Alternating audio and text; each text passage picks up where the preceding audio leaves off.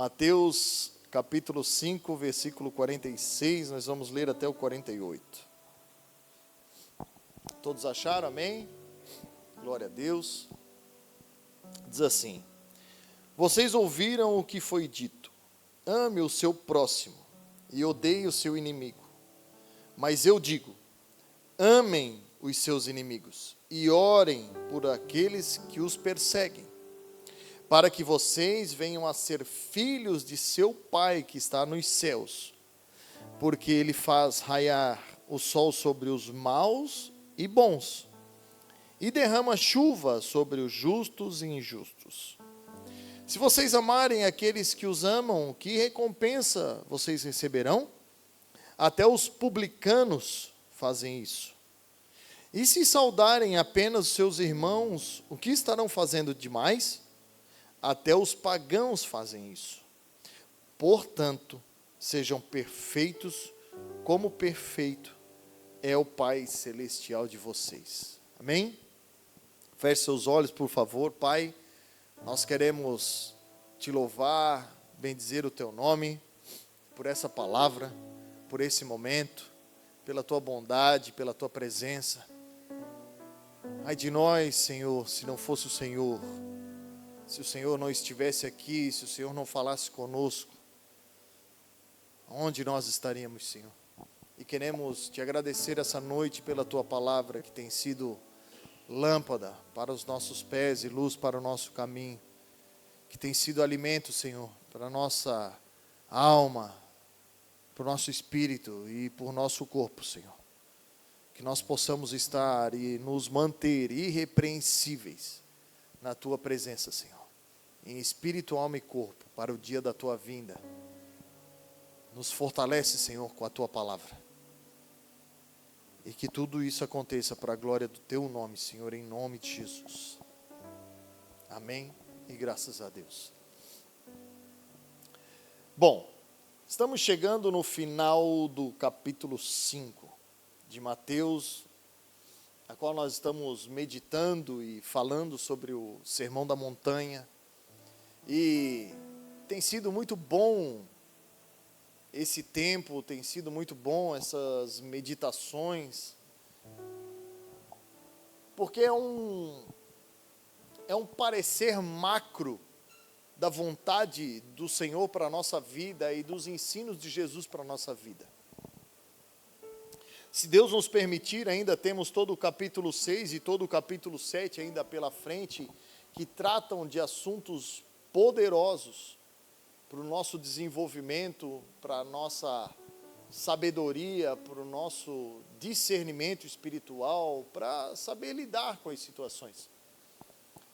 E isso tudo se torna ainda mais especial quando Deus respalda de alguma forma aquilo que estamos fazendo. Não que nós precisemos ser respaldados, não que o Senhor precise fazer algo para nos mostrar algo, não. Mas sempre que o Senhor sinaliza algo que nós estamos fazendo, isso aquieta o nosso coração de alguma maneira.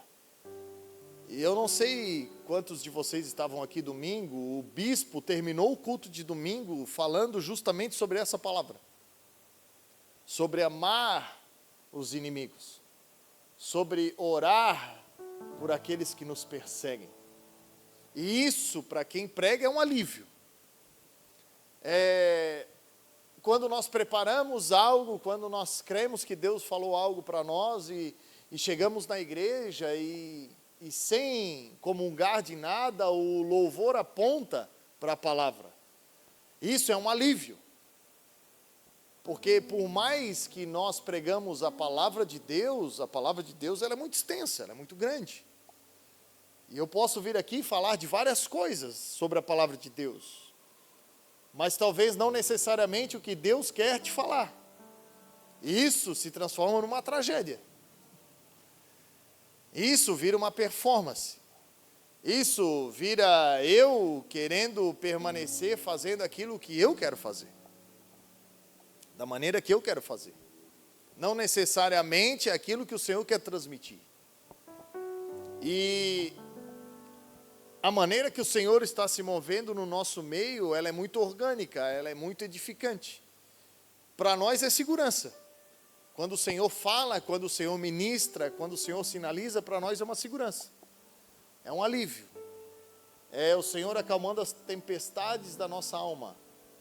A Ana, quando ela sabe que é eu que vou pregar, ela diz, meu Deus, pastor, parece que quando o Senhor vai pregar, parece que o Senhor está sereno, parece que o Senhor está sempre relaxado, parece que... E pelo contrário, a gente que prega, minutos que antecedem a palavra, para nós é um turbilhão de sentimentos. Porque a nossa maior preocupação são duas: de não falar nada que não esteja na palavra e de falar aquilo que Ele quer que fale, que está na palavra. Então, sempre que há uma confirmação, meu Deus, o coração do pregador fica tranquilo. Mas o frio na barriga, sempre de como fosse a primeira vez, é necessário. O temor de se preocupar em não dar nenhum passo fora daquilo que o Senhor quer que faça, é segurança. Para nós, esse é um lugar de cuidado. É um lugar onde nós estamos relativamente guardados no Senhor. Porque não existe lugar melhor para estar do que no centro da vontade dEle. Onde Jesus está apontando todas as coisas, ainda que sejam contrárias ao que a gente acha, ao que a gente tem vivido. Quantas vezes já me preparei para ministrar algo e cheguei na hora e não era. E aí a pergunta fica, meu Deus, então pastor, o que tu achava que Deus tinha falado, Deus não falou? Não, Deus falou. Mas existe uma multiforme graça do Senhor trabalhar. Muitas vezes o Senhor quer falar coisas para a igreja que se eu preparar não será da maneira orgânica que Ele quer falar. E sempre que o Senhor vira a chave na hora da mensagem, é algo genuíno, é algo orgânico, porque a gente fica rendido. A gente fica entregue, tipo assim, tu sobe e Deus dá tipo um reset na mensagem. E aí tu vira uma folha em branco, e tudo que tu fala não vem de ti, vem dele. Então não é que a gente se enganou com a palavra, é que Ele quer falar algo que não pode passar pelo filtro, pela nossa trena da alma. É assim, eu creio que no louvor também. Às vezes o Senhor quer que vocês cantem uma música que vocês não ensaiaram, que vocês não tiraram. E quando essas coisas acontecem no Senhor, é uma fluidez, é algo genuíno, é algo orgânico. Por isso que quando acontece, ninguém nota. Quando acontece, é poderoso. Por quê? Porque é o Senhor fazendo. E esse foi um dos principais motivos pelo qual eu não nomeei essas mensagens de quarta como série. Eu não quis criar um parâmetro. Porque sempre que nós criamos um parâmetro, nós criamos uma barreira.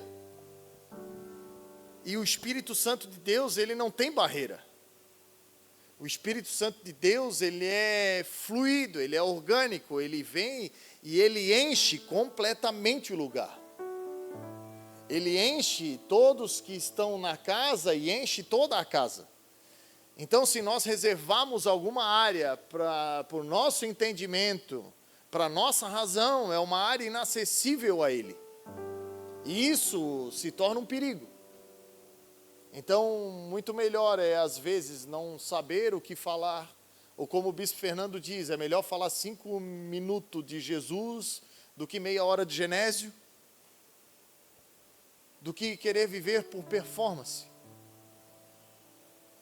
Nós precisamos nos preparar, nós precisamos nos blindar, nós precisamos estudar, nos dedicar para o nosso chamado, multiplicar o talento que nos foi entregue, o dom, executar com habilidade o dom que o Senhor nos deu, mas estar sensíveis para onde o Senhor quer nos levar. para aquilo que o Senhor quer falar. Porque, independente do que eu tenha estudado, a minha vontade é que o Senhor fale aquilo que Ele quer falar, não aquilo que eu acho que Ele quer falar. E isso tem muito a ver com esse ensino. Com esse ensino de Jesus, principalmente no capítulo 5. Porque se nós medirmos, se nós passarmos esses ensinos do capítulo 5 de Jesus para a multidão e para os discípulos pela nossa trena ordinária, pela nossa trena mundana, pela nossa trena cultural, pela nossa trena histórica, pela nossa trena social, essas palavras não vão fazer sentido. Como a palavra de hoje. A palavra de hoje é um desafio. A palavra de hoje é um desafio à performance. A palavra de hoje é um desafio para as pessoas que querem viver de uma certa aparência.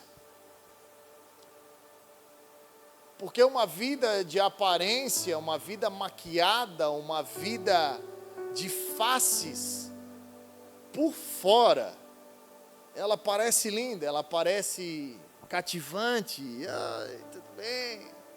É aquele cara que sempre está feliz. É aquela mulher que é sempre doce. Mas eu e você sabemos de onde nós viemos. Nós sabemos qual é a nossa matriz. Nós sabemos em que nós fomos gerados. E nós sabemos que nós não podemos e não temos condições de ser 100% bom e agradável 24 horas do dia. A gente sabe e tem plena convicção que existe um momento em que não é hora de responder uma determinada mensagem. A gente sabe, entre casais, que existem discussões, existem excessos de comunhão, que a gente costuma dizer lá em casa que a gente não briga, a gente tem excesso de comunhão. Que é melhor se calar e, aos olhos ordinários, perder, do que fazer uma ferida e depois passar muito mais trabalho para curar. Por falar uma palavra desencaixada, uma palavra desagradável. E pode até ser uma verdade para aquele momento. Pode ser que o nosso cônjuge naquele momento esteja meio atribuladinho. Mas deixa eu falar algo para você. Por prática. Por experiência própria. Quem está errado, sabe que está errado. Eu não sei se acontece na sua casa. Mas quando eu estou errado, eu sei que eu estou errado. Eu não preciso de ninguém dizer que eu estou errado. E quando isso acontece, é a mesma coisa da gente querer apagar a fogueira jogando gasolina. Porque um problema, ele não precisa de evidência, ele precisa de solução. Todo problema, ele acaba com solução, não com evidência. O problema já está ali, todos sabem que aquilo é um problema. Não adianta a gente querer evidenciar o problema, não, nós precisamos achar uma solução. E essa solução, ela vem quando nós acalmamos, quando nós tranquilizamos o mar, quando nós começamos a olhar para aquilo que nós temos e não para aquilo que está acontecendo. Você lembra daquela multidão que estava ouvindo Jesus no deserto e uma multidão que já estava com o Senhor há um tempo, com fome, enfim, os discípulos começaram a notar o problema. E chegaram para Jesus e trouxeram o problema. E Senhor, está na hora de despedir esse povo, porque assim, é muita gente, a gente não tem dinheiro, está ficando tarde, eles não têm onde comer. Olha aí, ó, vai escalonando o problema. Será que Jesus não sabia daquilo ali? Será que Jesus não sabia daquele quadro? Sabia que Jesus não tinha discernimento e sabedoria para ver que aquela multidão estava com fome, que obviamente eles não tinham dinheiro para alimentar toda aquela multidão? para que aquilo ali era um lugar deserto? Será que Jesus não sabia? É claro que sabia. Então Jesus vai nos dar uma aula. Jesus vai olhar para ele e vai dizer assim, tá, o que a gente tem? Porque para resolver um problema, nós precisamos olhar o que nós temos. Não o que o problema está produzindo. O que o problema pode produzir, todos sabem. Nós precisamos apresentar a solução. Nós precisamos mostrar aquilo que nós temos. E então os discípulos reúnem o que têm. E o que tem aos olhos humanos não é suficiente. Não é assim na minha e na sua vida? Quando a gente olha um problema, a gente olha o que a gente tem e diz assim, meu Deus, isso daqui, tipo assim, dá para o carro pegar, mas não dá nem para chegar no posto. Sabe aquele ponteiro insistente que fica querendo deixar aquela luz alaranjada no painel acesa? Não sei para quê. Podia ser uma luz verde, uma luz azul, uma luz de esperança, uma luz de alegria, mas não, a luz de atenção, né? Até parece que é proposital. E então Jesus diz, tá, é isso que a gente tem? Cara, se é isso que nós temos para resolver esse problema, o primeiro passo é dar graças porque temos algo. Porque poderíamos não ter. Porque 0 vezes 0 é 0. Como vai se multiplicar algo do nada? Não dá. Mas se tem 5 pães e 2 peixes, 1 vezes 2 já é 2. Já é algo. E o Senhor vai começar a ensinar os discípulos como resolver os problemas. Como olhar a situação de uma outra maneira. De não medir mais as situações pelo ordinário, pela nossa trena. Mas começar a olhar as situações de acordo com o que o céu pode produzir. Então ele pega o pão, parte e dá graça. Ele diz, Senhor, muito obrigado. Porque ainda que nós tenhamos um pouco, o nosso pouco na mão do Senhor, vira muito. Aquilo que a gente olha e acha que não vai ser nada, que não dá mal para largada. Tipo assim, tu olha e diz, meu Deus, eu preciso chegar até sexta. Mas hoje é só segunda e isso daqui não passa de terça. O que é o mais fácil? O que é o normal? O que o mundo faz? Começa a reclamar. Começa a clamar para trás. Começa a murmurar. Começa a se lembrar. Mas quem sabe se eu tivesse feito tal coisa, se eu não... Você já ouviu o ditado que águas passadas não movem moinhos? Isso é uma verdade. O passado, ele só serve de ensino. O passado, ele serve só de parâmetro. Mas ele, atualmente, não pode fazer nada em si mesmo. Porque já passou. Então, nós precisamos atentar os nossos olhos para as coisas que vêm do alto. E foi exatamente o que Jesus fez.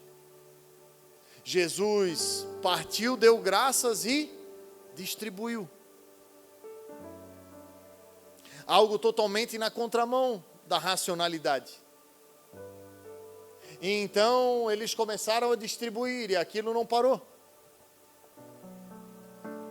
Alimentou toda a multidão, 5 pães e 2 peixes. O que na mão de alguém naturalmente serviria para alimentar praticamente uma, quem sabe 2 famílias, na mão de Jesus multiplicou para uma multidão. O que eu e você carregamos, o que eu e você temos da parte do Senhor, serve para nós, para a nossa casa, para as pessoas que estão perto. Mas o que o Senhor quer fazer na minha e na sua vida, e através da minha, através da sua vida, vão alcançar milhares de pessoas, se nós aprendermos a dar graça por tudo que o Senhor tem feito na nossa vida. das coisas pequenas, das coisas miúdas, das coisas que aos olhos de muitos é irrelevante, aos olhos de muitos é uma loucura. Como o texto que aí você acabamos de ler. Jesus estava ensinando aquela multidão uma nova forma de amar. Pastor, era uma nova forma de amar? Não. Isso daqui é um amor estabelecido pelo Senhor desde sempre. O Senhor não veio colocar uma nova trena. Não. O Senhor veio só, talvez, limpar e talvez mostrar coisas que esse povo poderia viver, poderia desfrutar, mas não mais com a trena ordinária ou com a trena natural, mas se adicionasse uma pitada de graça para a sua vida. Porque o amor, ele não é um sentimento. O amor, ele não é um momento. O amor é uma pessoa. A Bíblia diz que Deus é amor.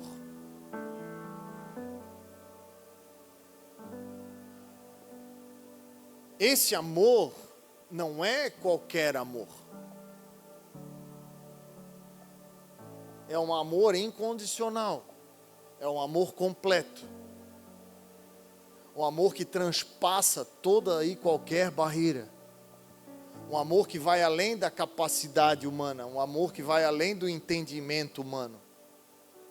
Quem estava falando para essa multidão era alguém que tempos à frente iria ser crucificado por essa mesma multidão.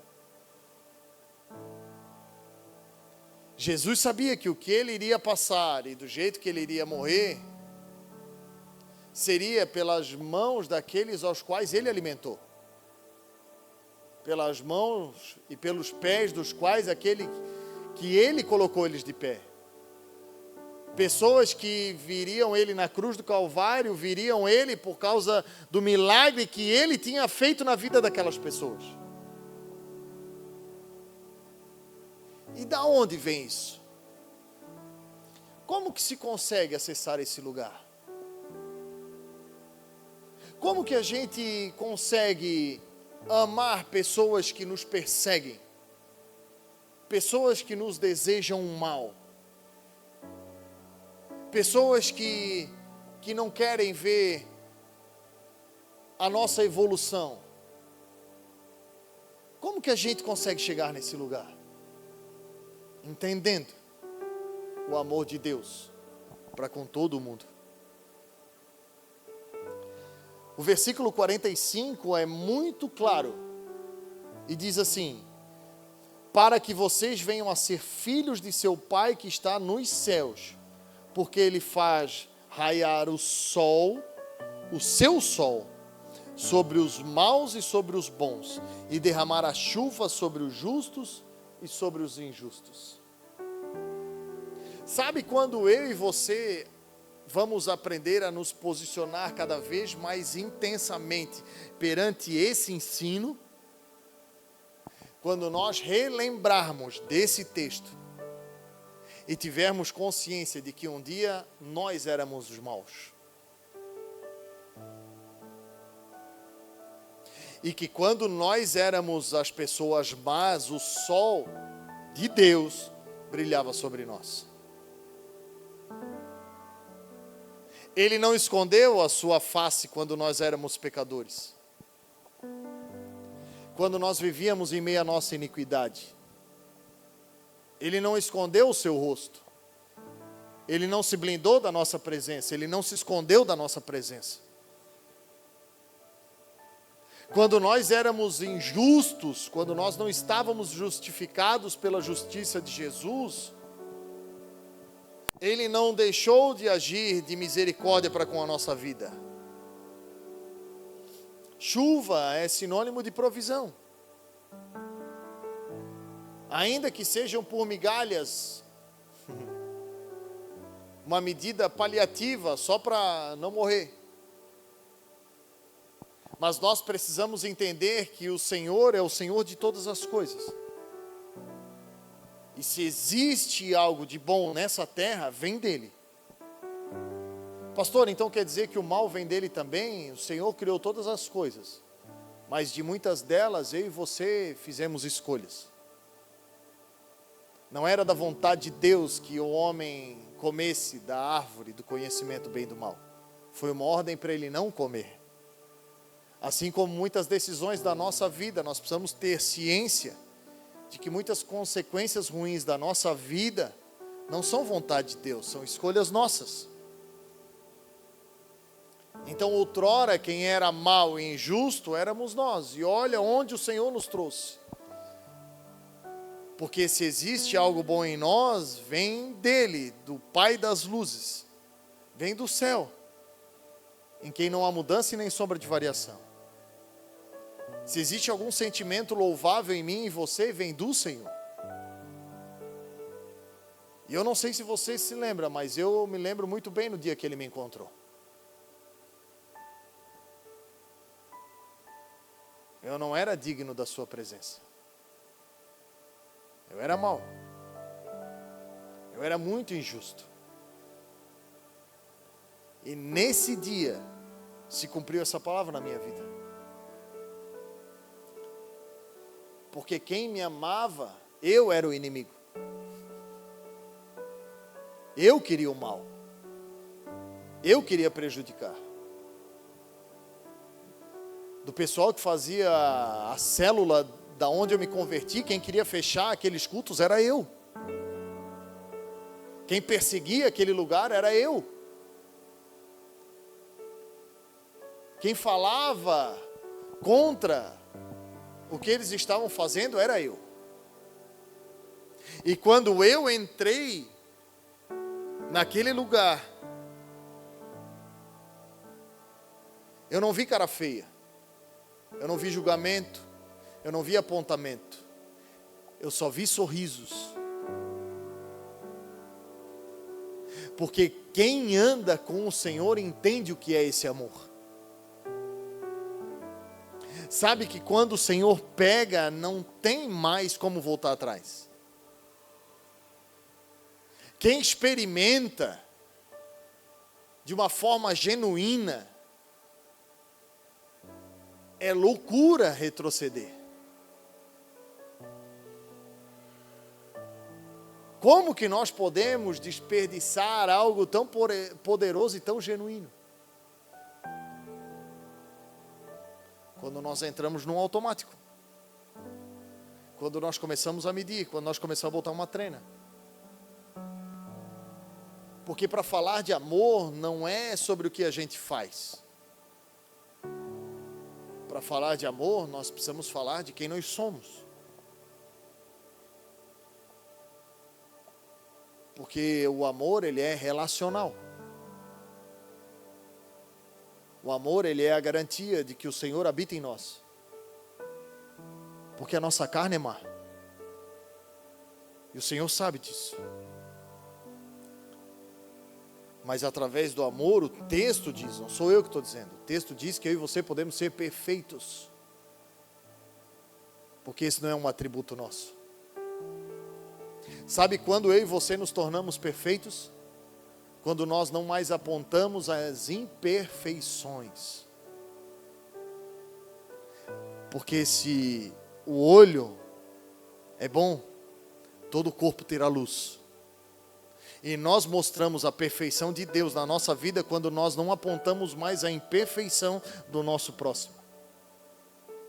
É como o excesso de comunhão no casamento. O cônjuge sabe que ele está errado. Nós não precisamos chamar um ladrão de ladrão, ele sabe que ele é ladrão. Nós não precisamos dizer para um adúltero que trair é pecado, ele sabe que é. Mas o que muda, o que transforma, o que transcende a racionalidade e chega a beirar a utopia do raciocínio humano,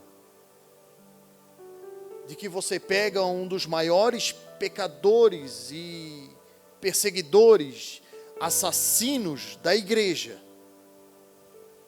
em um encontro, em um momento breve de relacionamento, ele é transformado de dentro para fora.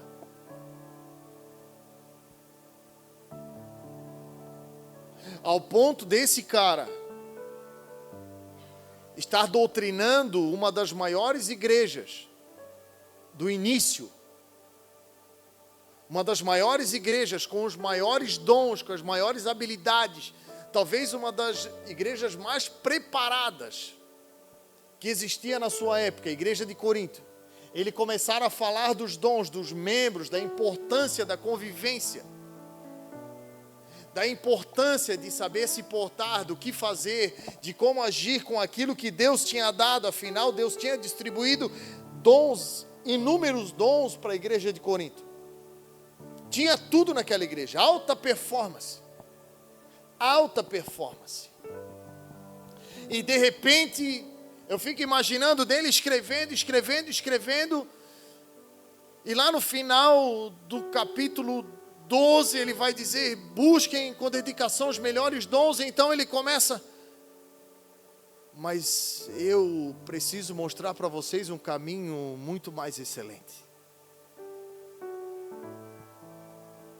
Ele está dizendo: é muito bom nós sabermos o que estamos fazendo, é muito bom nós fluirmos do que nós sabemos fazer, é muito bom nós usufruirmos dos dons que o Senhor nos deu, é muito bom nós estarmos preparados, mas existe um caminho muito mais elevado.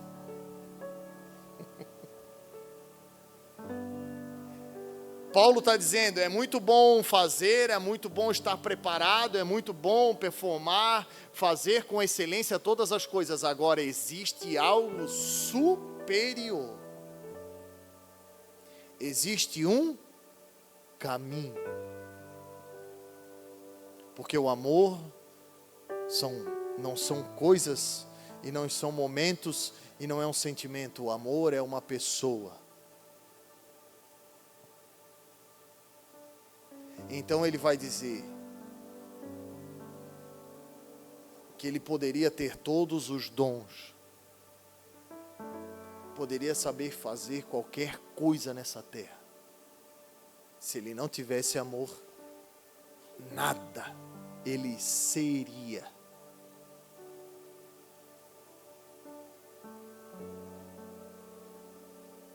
Porque é melhor ser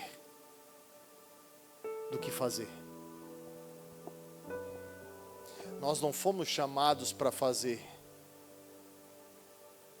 Nós fomos chamados para ser. Sejam, não façam perfeição, não é o que o texto está dizendo. Façam tudo perfeito, não. Sejam perfeitos. Porque quem descobre o poder do ser, o fazer torna-se apenas uma consequência agradável de quem ele é. Quando eu e você descobrimos quem ele é, e o caminho que eu e você temos que percorrer com ele, nos seus mandamentos, nas suas leis, nas suas ordenanças, tudo ao nosso redor vai ser perfeito. O texto não está dizendo para a gente ser perfeito, porque um dia nós vamos chegar lá. O texto está dizendo para nós sermos perfeitos como o nosso Pai é. E essa perfeição passa pelo filtro do amor. Porque o amor tudo sofre. Não sofre? Quantas vezes tu já sofreu por causa de amor? Fala aí. Sofre ainda, né? Dá vontade de... De vez em quando não dá? Não de agredir, claro que não, mas tipo assim, falar umas verdades.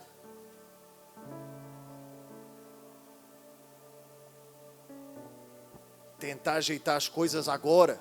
Não vou deixar essa discussão para amanhã, nós precisamos resolver isso agora, porque tem um monte de coisa para fazer, meu Deus do céu. E aí Deus coloca no teu coração assim, ó, ei,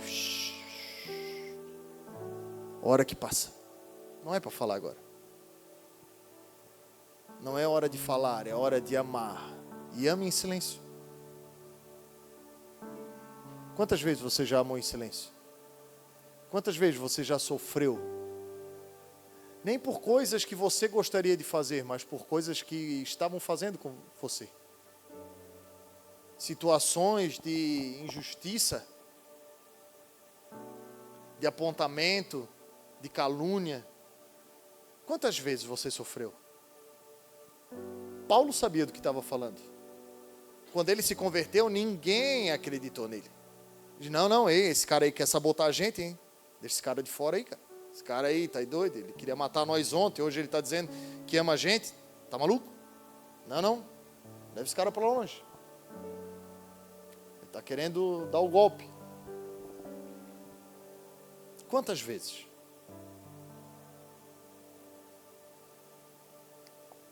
O amor tudo crê.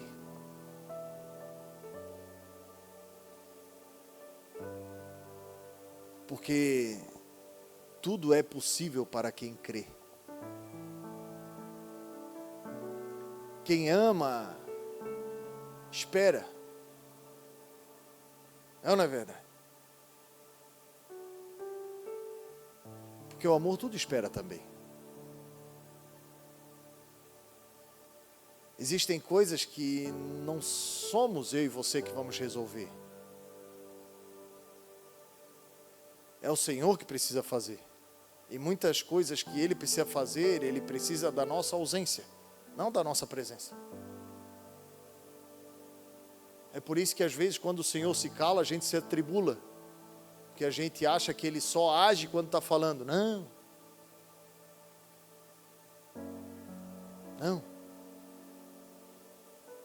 Quando o Senhor não dá uma direção, não vá para lugar nenhum. Fique parado.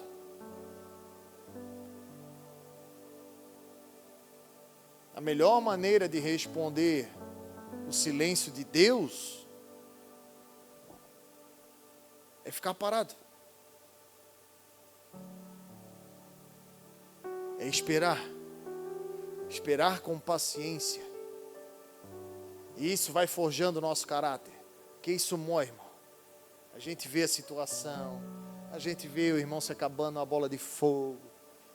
E tu sabe que se tu botar a mão, tu até resolveria.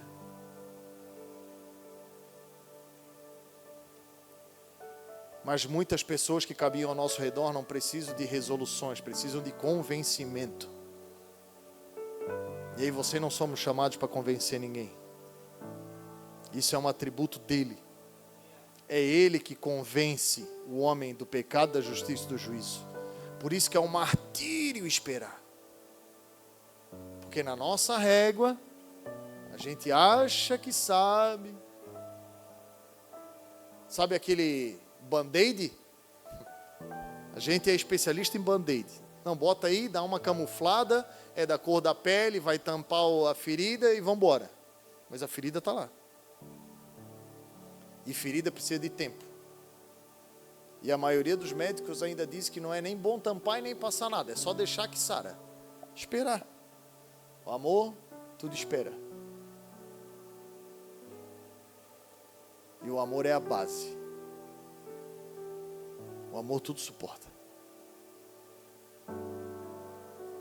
Não existe nada que o amor não suporte. Não existe pecado que o amor não suporte. Não existe injustiça que o amor não suporte. Não existe perseguição que o amor não suporte. Não existe. Não existe situação que o amor não suporte. Porque lembre-se, o amor é uma pessoa.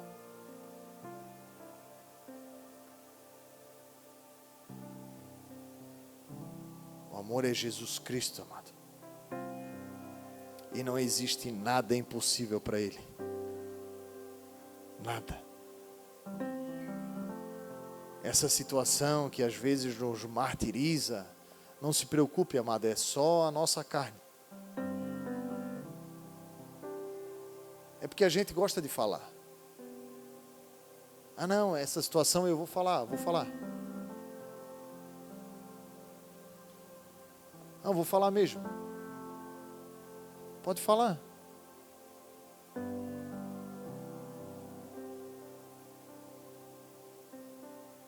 Se você acha que o que você falar vai produzir algum fruto maior do que o suporte que você precisamos ser para essa pessoa, fale. Porque muitas vezes essas pessoas não precisam de palavras, elas precisam de um suporte.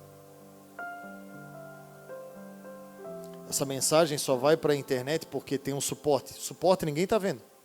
Está ali segurando a câmera. É muito maior do que a câmera. Muito mais forte do que a câmera. E é só um suporte. E a gente, na nossa racionalidade, acha que às vezes a gente calando, a gente consente. Não. Isso é um ditado mundano.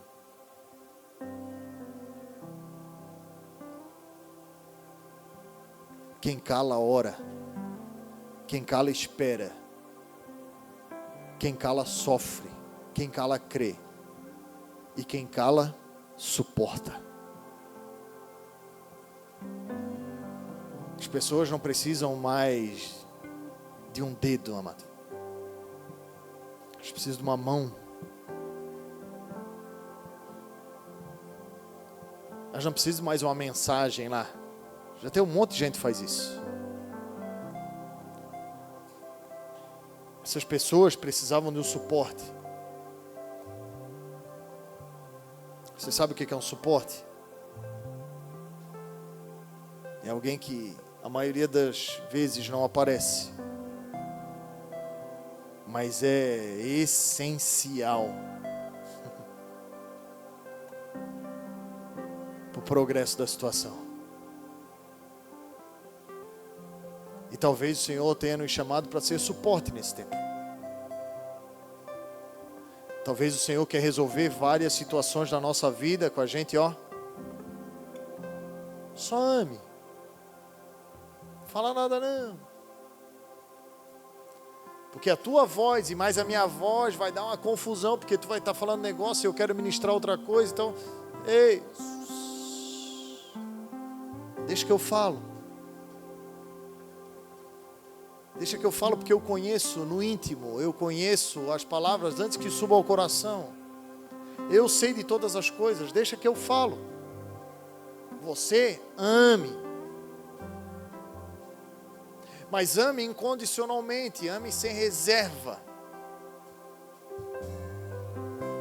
Você sabe qual a primeira vez que a palavra amor aparece na Bíblia, amado? Nada que está escrito é à toa e nem por acaso, né? A Bíblia me fascina por isso. A primeira vez que a palavra amor aparece explícita na Bíblia, ela está totalmente ligada a um sacrifício. E Deus disse assim para Abraão: pegue o seu filho, o seu único filho, e que você tanto ama. Pegue o seu único filho, que você tanto ama, e vá sacrificá-lo. Vai. Sabe como nós mostramos a nossa dependência, a nossa fé no Senhor? Sacrificando aquilo que a gente tanto ama, entregando para Ele aquilo que nós tanto amamos.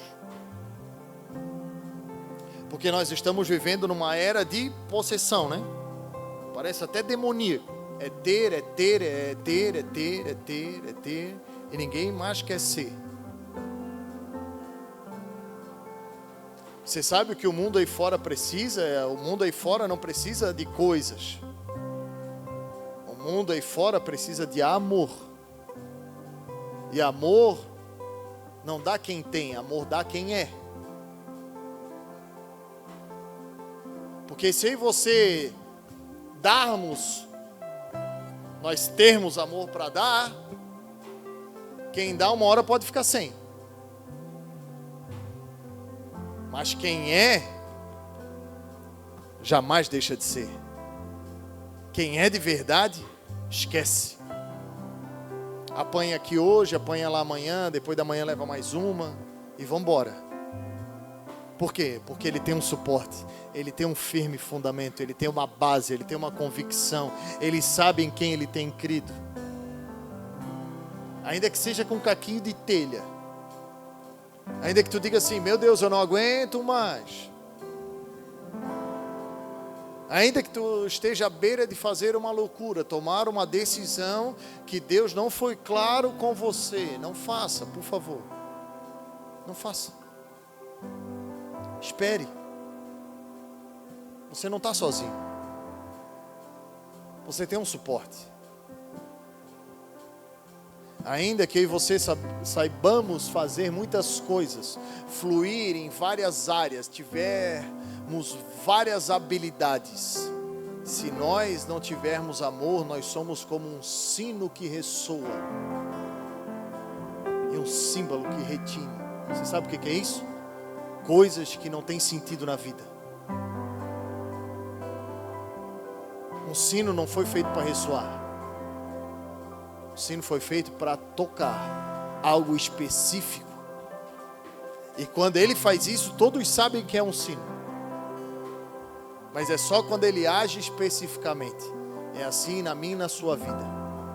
Nossa vida só tem sentido quando nós agimos especificamente, debaixo de uma palavra clara do Senhor.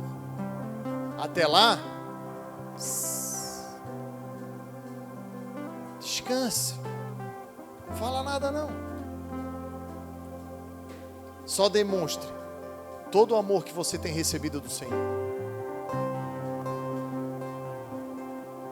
Tudo que o Senhor já fez na sua vida, através da sua vida. Porque nós temos que combater a maldade. Não as pessoas, a maldade. Porque com o aumento da maldade, o amor de muitos se esfriaria. Deus não está mandando combater pessoas. E como que se combate o mal? Vençam o mal com o bem. Vençam o seu inimigo amando. O seu perseguidor orando, abençoando. Porque dessa maneira vocês vão amontoar o quê? Brasas. Sim, esse cara vai parar e vai dizer, cara, esse cara aí está querendo me pegar. Eu vou parar de bater nesse louco aí, porque assim, ó, não é normal o que ele está fazendo. Ele não cansa de me abençoar, ele não cansa de, quando me vê, me dar um abraço. Não é normal isso. Brasas. Não é nosso. Está em nós. Aquele que tem os meus mandamentos e os guarda, não é aquele que faz o que quer, não é aquele que vai onde quer. É aquele que tem os meus mandamentos e os guarda. Esse é o que me ama.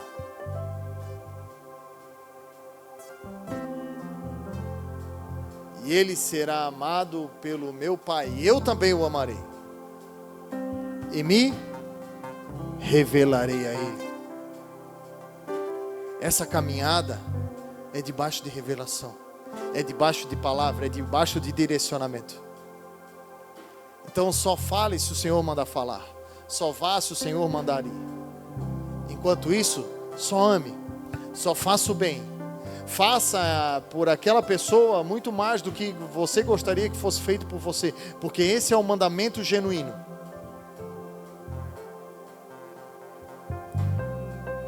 Abraão, pegue o seu único filho, que você tanto ama, e sacrifique ele para mim.